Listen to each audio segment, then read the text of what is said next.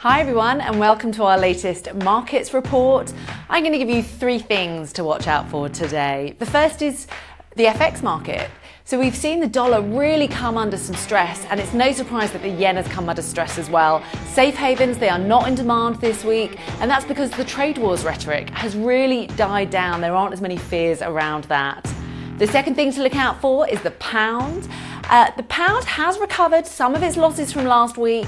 However, it still remains in a very delicate position. Politics and the Brexit negotiations, they are really hindering the upside, and we don't think that we're going to get to 133, at least not until we see the Bank of England at the beginning of August. And then the last thing we'd like you guys to watch out for is stock indices. Stock indices, they've mostly been trading flat. We saw big declines for the FTSE at the beginning of this week. They're trying to recoup its losses, but it's still looking a little bit weak. And that's because of that trade wars theme again.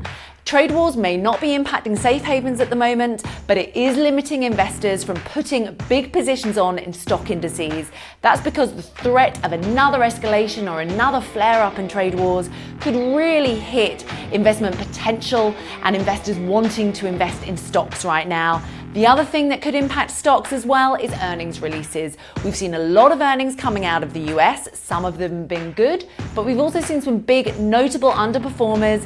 That includes Netflix. They had some very disappointing results. Netflix stock was down 15% at one point.